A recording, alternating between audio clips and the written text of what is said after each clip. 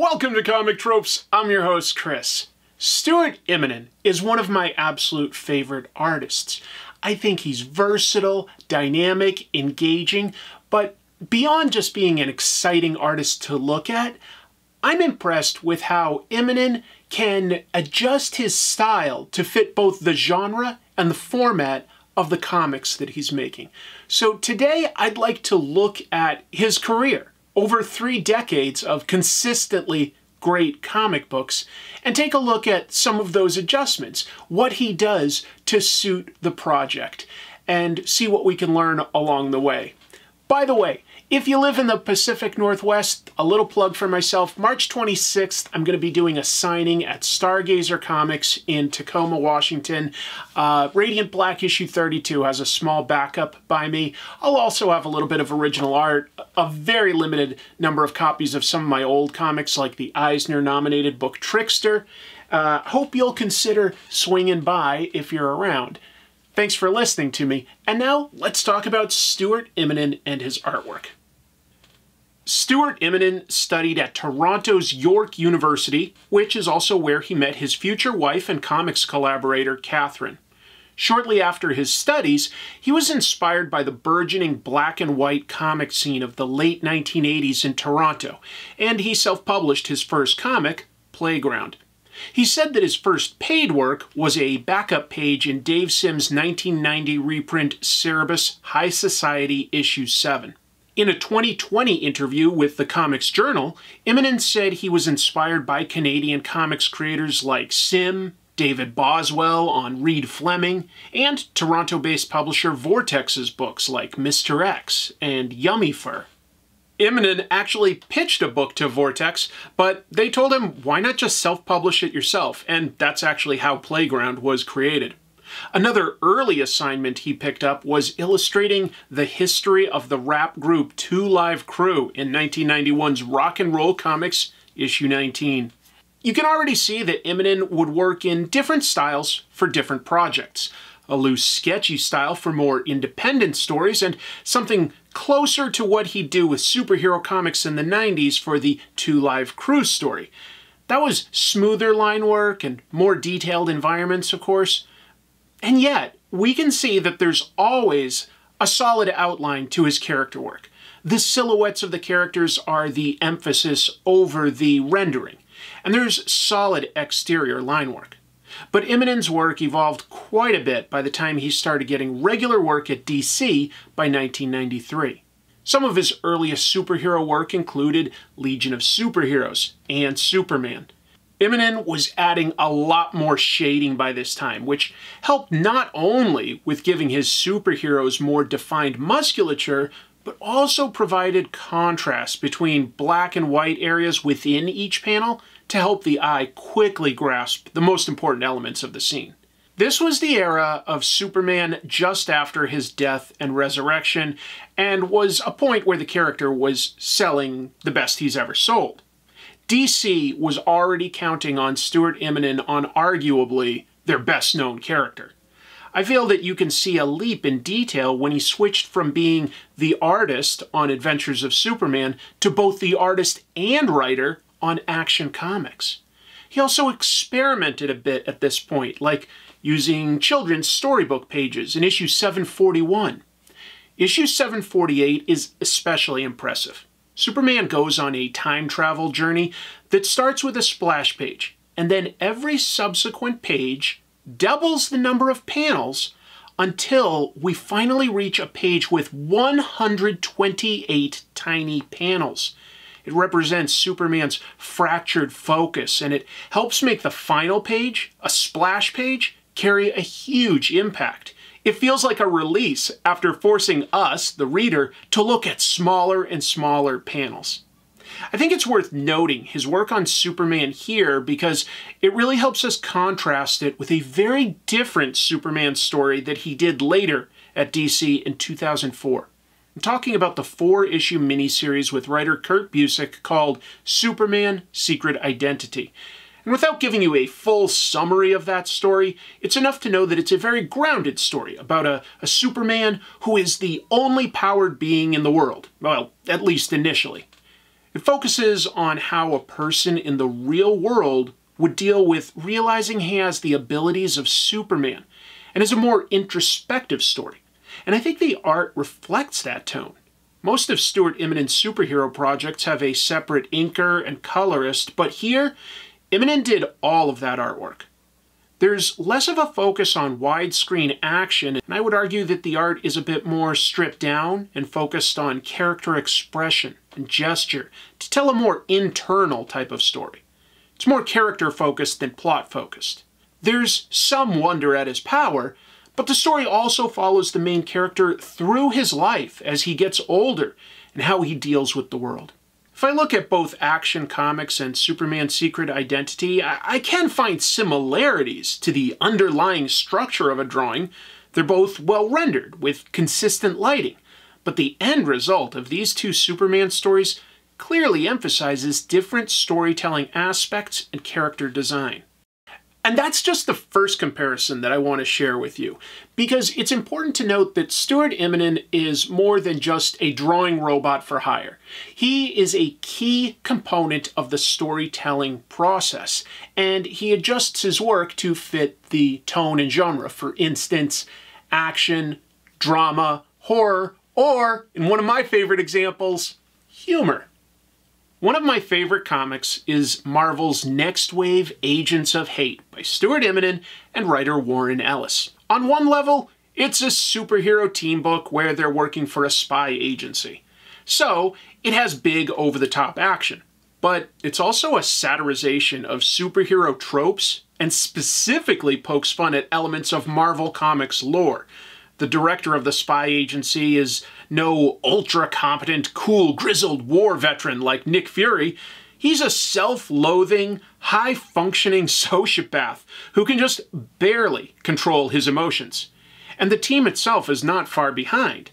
Monica Rambeau plays the straight man to a team full of B-list heroes with a lack of passion, empathy, or anger control. The Nextwave team goes up against bizarre giant monsters and sci-fi monstrosities like Elvis-inspired MODOKs. Immonen's art here emphasizes the character's purpose. By that I mean, his characters have more open line work and sharper angles that help show motion and energy.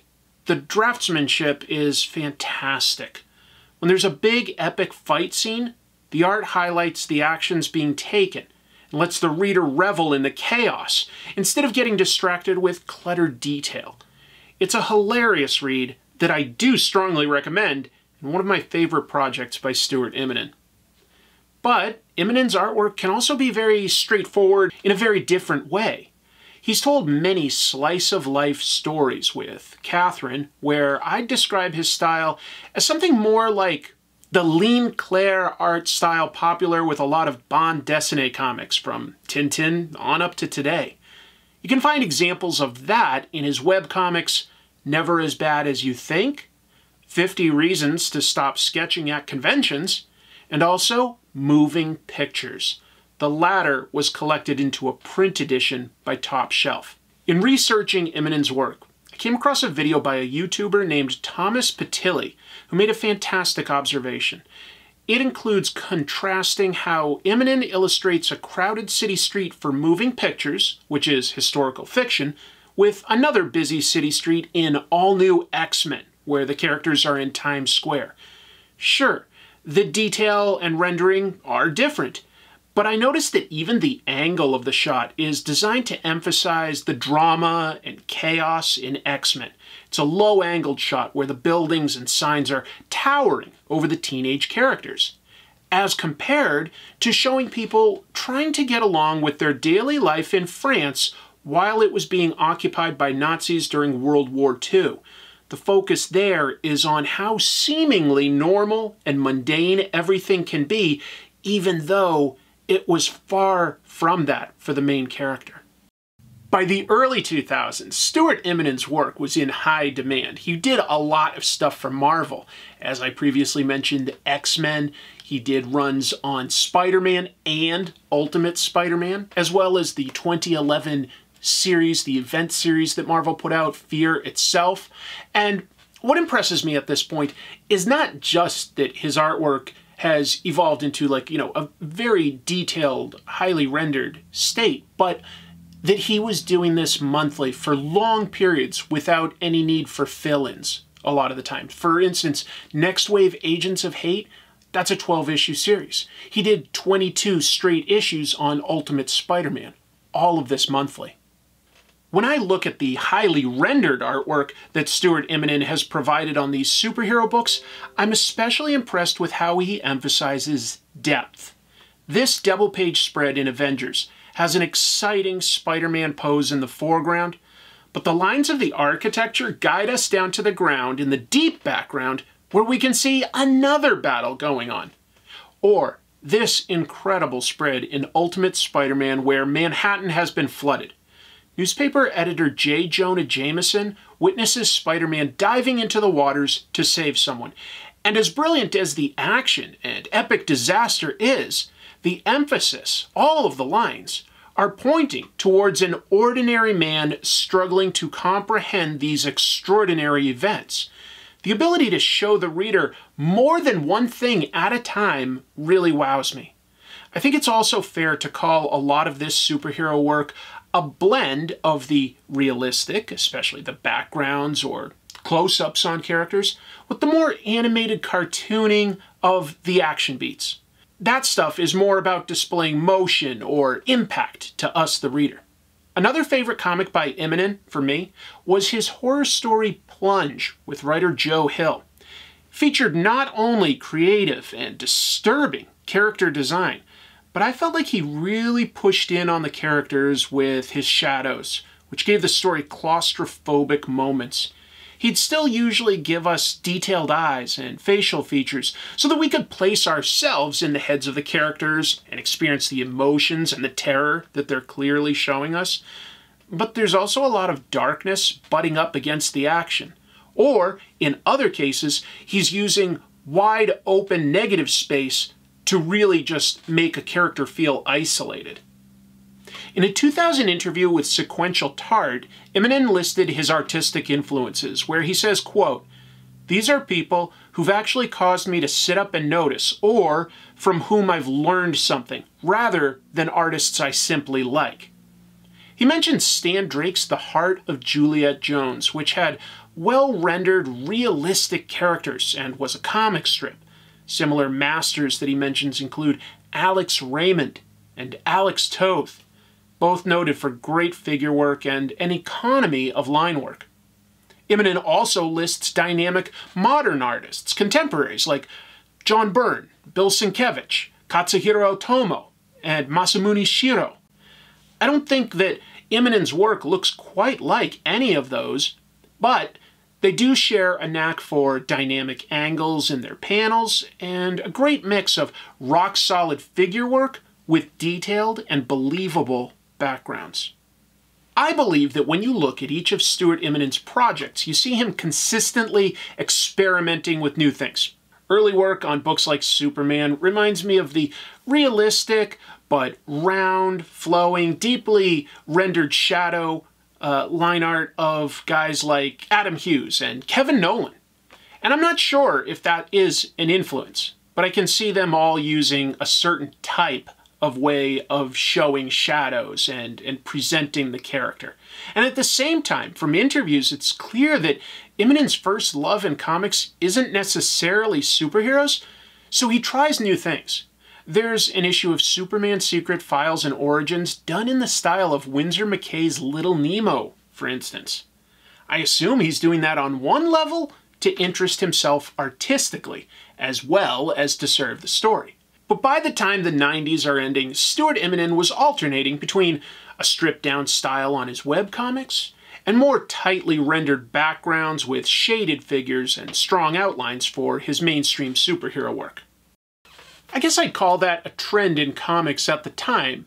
When the 90s were starting, we were introduced to a lot of new up-and-comers. Beyond guys like Adam Hughes, we were, of course, getting all the Image founders with their very specific way of doing hatching and cross-hatching. But by the end of the 90s, as we moved into the next decade, you started seeing guys like, for instance, Travis Charest was somebody that started as a Jim Lee clone, and then he evolved into a very realistic style. And it was a very different way of feathering the inks. And I think you see that with other contemporaries at the time, like Lino Francis Yu and Oliver Coipel. I'm not sure that any of that was necessarily an influence on Stuart Immonen himself. But I just see that as an overall trend. And, you know, I'd love to know if any of these things did influence him, or if he in turn influenced them. But the only way to really know would be to interview him directly. And I didn't find any interviews where that was commented on. Just an observation on what was happening across a decade that he was working in. Stuart Immonen is not beholden to a particular way of doing things, but his art will have some consistent elements. Realistic lighting. I think his pacing is always controlled, and he guides the reader with both panels and composition. His figure work and gesture is consistently top tier, and he uses beautiful shapes for environments and characters. But he can vary up that composition. For instance, there will be a big splash page for superhero work, and then a more conservative use of panels for his real-life webcomics. And of course, the amount of detail itself varies. With all that said, I do wonder sometimes if the amount of detail that he's putting into projects is justified by how much he's getting paid. And I'm not trying to say that in a cynical way. I'm saying he will do his webcomics, his more slice-of-life work, at the same time that he's doing a lot of big superhero work for Marvel, DC. And, you know, it's about, if you've got an obligation, like you've taken a gig and you've agreed to a certain amount of pay, I think, you know, you have to justify a certain level of work. And if he wants to do both at once, just by its nature, he's got to streamline what he's doing for himself. It's just something I wonder about. You know, he's certainly capable of giving an immense amount of detail when he wants to. He did a creator-owned book called Shock Rockets through a short-lived entity called Guerrilla Comics. And Shock Rockets, it's a sci-fi story with an insane amount of detail. You know, that was creator-owned. That was him justifying how much he wanted to work on it. It looks awesome. I really do recommend it. In fact, I'll just give you some of my recommendations real quick before I wrap everything up. I would recommend, if you're looking for an entry point into Stuart Immonen's work, I think that my favorite, probably Nextwave. I think Moving Pictures is pretty spectacular, and I think that Ultimate Spider-Man is also a really good entry point. There's other things that, I mean, but I could just go on all day, honestly, listing everything he's done, because it's all incredible. And when I look at him, he just has so many tools in his pocket, because he varies up the artwork to suit the project. So when I look at Stuart Immonen, I see an artist's artist, somebody that can do just about anything and does it depending on what the story asks for. That's pretty much all I need to say. You've listened to me natter on quite a bit, but I'm a big fan, and I hope I've given you that emphasis, that love, and excited you to check out some of his work, because I think Stuart Immonen is honestly one of just the all-time best. Love, love, love his work. Thank you so much for listening to me. I'll be back real soon with more comic tropes, and until then, you know what I'm going to say. Keep reading comics. Bye. Folks, thank you so much for sticking around and watching the credits. Thank you to my patrons, as well as everybody on YouTube that's a supporter. I always like to plug a few things, and this week I want to plug my second channel, Comic Tropes After Dark. Specifically, I do a show on there called Trash Movie Bonanza with my friend Jim Mafood. The other week, we had on comic book artists Jorge Corona and Morgan Beam to talk Step Up to the Streets. Jim and I are doing at least one episode ourselves that we've already recorded. That'll be out soon. But I also wanted to mention we've got, you know what, should I even mention? We've got a really big comic book name joining us to talk about the movie Robot Jox. I'll leave it a little bit of a mystery, but I hope you'll check that show out because it's not like my most viewed show, but it's definitely one that I know Jim are having a blast doing. So sometimes we talk about comic book movies, sometimes it's more just schlock, horror, stuff like that, but I can promise you that we're always passionate about it, and I think we're kind of funny. So just wanted to plug that. Thanks so much, everybody. See you soon.